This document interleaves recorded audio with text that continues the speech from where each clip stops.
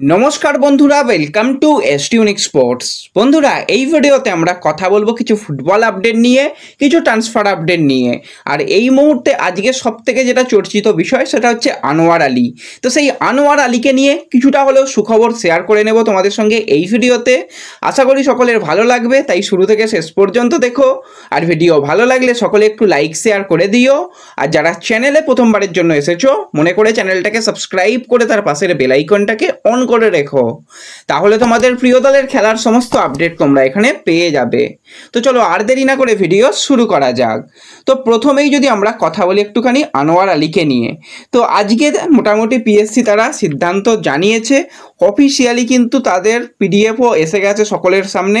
তো সেখান থেকেই তোমরা দেখতে পেয়ে যাবে যে কি সিদ্ধান্ত এসেছে। তো সেই সিদ্ধান্ত নিয়ে আসার আগে আমরা একটুখানি সুপার সিক্স নিয়ে কথা বলি। হ্যাঁ, সিএফএলে কিন্তু সুপার সিক্সের 6টা দলকে আমরা অফিসিয়ালি পেয়ে গেছি। সেখানে এ গ্রুপ থেকে কিন্তু 3টে দল কোয়ালিফাই করেছে। সেখানে মোহামেডান রয়েছে, সুরুচি সংঘ রয়েছে এবং ডায়মন্ড হারবার রয়েছে। আর অপরদিকে বি গ্রুপ থেকে কিন্তু ইস্টবেঙ্গল রয়েছে, ভবানীপুর রয়েছে আর কলকাতা কাস্টম রয়েছে। এই 6টা দলের কিন্তু সুপার সিক্সে নামতে চলেছে। 12 তারিখে প্রথম ম্যাচ রয়েছে, পুরোপুরি ম্যাচ নিয়ে পরে আলোচনা করা যাবে। তো চলে আসি এবার আনোয়ার আলীকে নিয়ে। তো ইস্টবেঙ্গলের সঙ্গে দীর্ঘমেয়াদী চুক্তি কিন্তু কমপ্লিট করেছে আনোয়ার আলী। এবং তোমরা সকলেই দেখেছো যে ডুরান্ড কাপের সময় কিন্তু ইস্টবেঙ্গল কোনোভাবে তাকে রেজিস্টার করায়নি, ডুরান্ড কাপ তাকে খেলায়নি। খেলানোর অপশান কিন্তু ছিল, প্লেয়ারও অ্যাভেলেবেল হয়ে গিয়েছিল, টিমের সঙ্গে প্র্যাকটিস করলেও তাকে কোনো রকম রেজিস্টার করায়নি।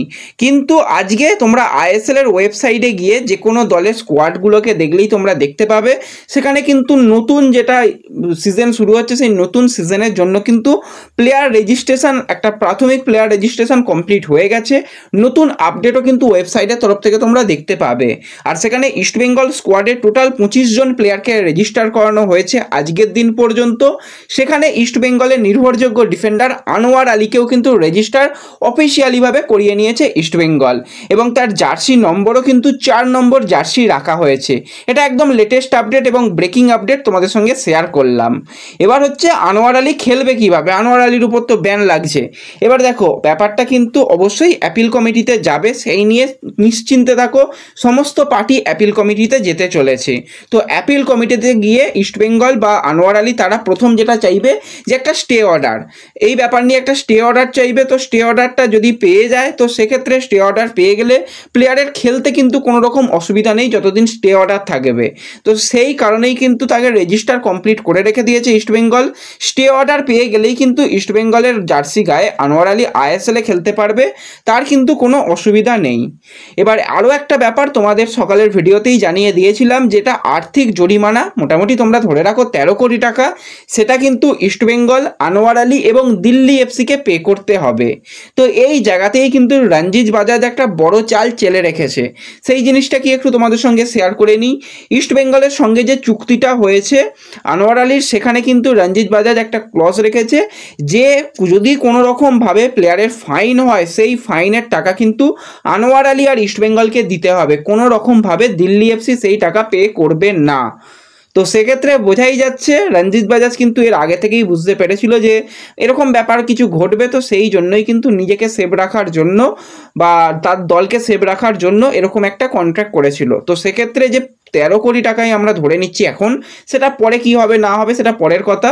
তো সেই 13 কোটি টাকা কিন্তু আনোয়ার আলীকে 50% এবং ইস্টবেঙ্গলকে 50% পে করতে হবে। তো এই নিয়েও অ্যাপিল হবে এবং অ্যাপিল কমিটিতে খুব সম্ভবত টাকা কমে না, এটা তোমাদের বলে রাখছি। অ্যাপিল কমিটিতে খুব সম্ভবত টাকা কমে না। আর যেটা ইস্টবেঙ্গল আর অপরদিকে দিল্লি এফসির উপর যে ব্যান রয়েছে, সেই ব্যানগুলো যেটা ট্রান্সফার উইন্ডো ব্যান, সেটা কমার একটা সম্ভাবনা রয়েছে। যদি না কমে তো সেক্ষেত্রে কিন্তু ক্যাশে যেতে পারে ব্যাপারটা। সেই নিয়েও মোটামুটি সমস্ত পার্টি সিদ্ধান্ত নিতে চলেছে। রাতের দিকে আরও কিছু ফাইনাল আপডেট এই বিষয় নিয়ে তোমাদের সামনে তুলে ধরবো, তখন পর্যন্ত অপেক্ষা করো। তো এই মুহূর্ত পর্যন্ত এটাই ব্রেকিং আপডেট যে আইএসএল এর জন্য কিন্তু ইস্টবেঙ্গলে রেজিস্টার হয়ে গেছে আনোয়ার আলী এবং তার জার্সি নম্বর 4। পরবর্তী সময় সমস্ত দলের স্কোয়াড নিয়ে আলোচনা করা হবে। তো এর সাথে সাথে 30 বছর বয়সী স্প্যানিশ সেন্টার ফরওয়ার্ডের প্লেয়ার বা সেকেন্ড স্ট্রাইকারের প্লেয়ার জুয়ান মেরা, যাকে কিন্তু আমরা দীর্ঘদিনই ভারতের মাটিতে খেলতে দেখছি। শুরুটা হয়েছিল ইস্টবেঙ্গলের জার্সি গায়ে, পরবর্তী সময় কিন্তু নেরোকাতে খেলেছে, পাঞ্জাব এফসিতেও খেলেছে, লাস্ট সিজনে কিন্তু আইএসএলে তাকে আমরা পাঞ্জাব এফসি জার্সি গায়ে খেলতে দেখলেও এই সিজন আর আইএসএল নয়, তাকে কিন্তু আমরা আই লিগে দেখব চার্চিল ব্রাদার্সের জার্সি গায়ে। অফিসিয়ালি ডিল ডান হয়ে গেছে, চার্চিল ব্রাদার্সের জার্সি গায়ে কিন্তু জুয়ান মেরাকে আমরা এই বছর আই লিগে দেখতে পেতে চলেছি। তো ব্যাস এই ভিডিওতে এটুকুই ছোট্ট আপডেট তোমাদের সঙ্গে শেয়ার করার ছিল। ভিডিও ভালো লাগলে লাইক শেয়ার করে দিও।